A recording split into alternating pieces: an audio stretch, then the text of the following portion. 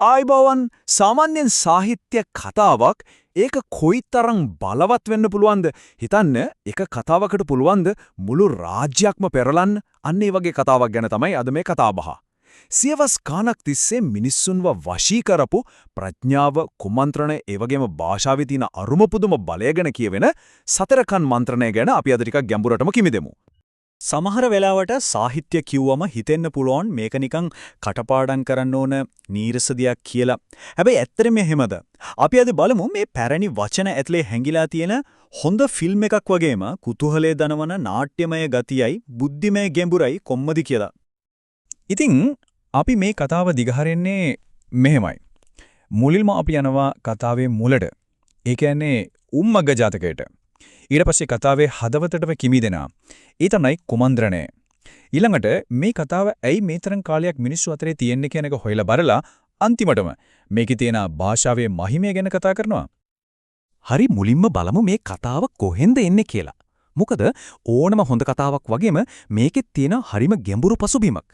ඒක තේරුම් ගත්තම තමයි කතාවේ නියම රසය දැනෙන්නේ.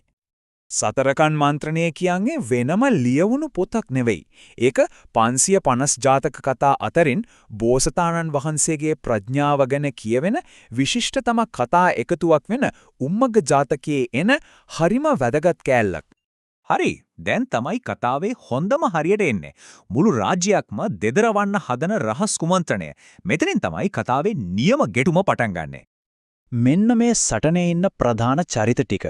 එක පැත්තකින් ඉන්නවා අපේ වීරයා, මහා ප්‍රඥාවන්ත මහෝෂධ පඬිතයන්. අනිත් පැත්තෙන් ඉන්නවා එතමාට විරුද්ධව කුමන්ත්‍රණය කරන කපටි කෙවට්ට බමුණායි එයාගේ සගයෝයි. මේ දිගුල්ලු අතර යන බුද්ධිමය සටන තමයි මුළු කතාවම. ඉතින් ඇයි මේකට සතරකන් මන්ත්‍රණය කියලා කියන්නේ? නමේ තේරුම මොකද්ද? හරිම සරලයි. මේක කන් 4කට විතරක් සීමා වෙච්ච මන්ත්‍රණයක්. ඒ කියන්නේ දෙන්නෙක් අතර විතරක් සිද්ධ වෙච්ච අතිශය රහසිගත කුමන්ත්‍රණයක්. කබ්බටි කෙවට්ට බමුණා අල්ලපු රටේ බ්‍රහ්මදත්ත රජත් එක්ක එකතු වෙලා තමන්ගේම රජතුමාව වේදේහ රජතුමාව අයින් කරන්න ගහපු මාරාන්තික සැලැස්ම තමයි මේක. හරි, දැන් කතාවේ මොකක්ද උනේ කියලා දලා අදහසක් තියෙනවා. ඒත් හොඳ කුමන්ත්‍රණ කතා කොච්චරනම් තියෙනවද?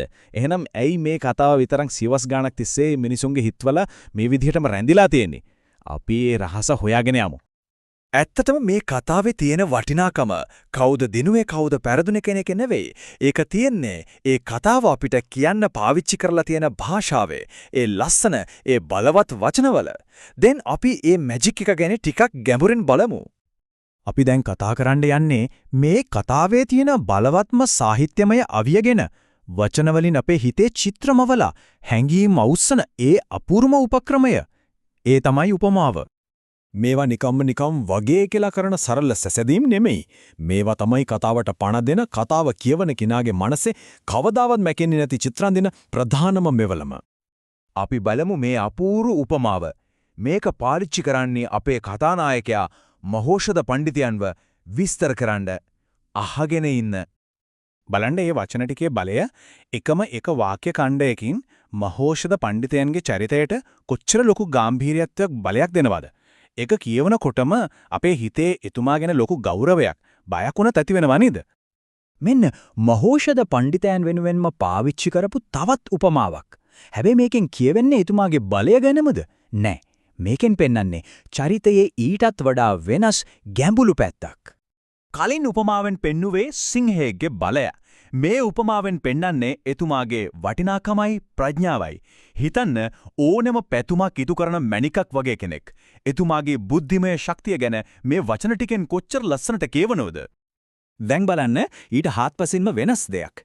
හිත ගැස්සෙන භයානක හැඟීමක් දනවන උපමාවක්. මේකේ පාවිච්චි කරන්නේ දරුණු කේන්තියක් විස්තර කරන්න. බලන්න කතුවරයාගේ ශිල්පී දක්ෂතාව කොයිතරම් පුළුල්ද කියලා. මේ වචන ටික කියවනකොටම ඇඟ හිරිවැටෙනව නේද?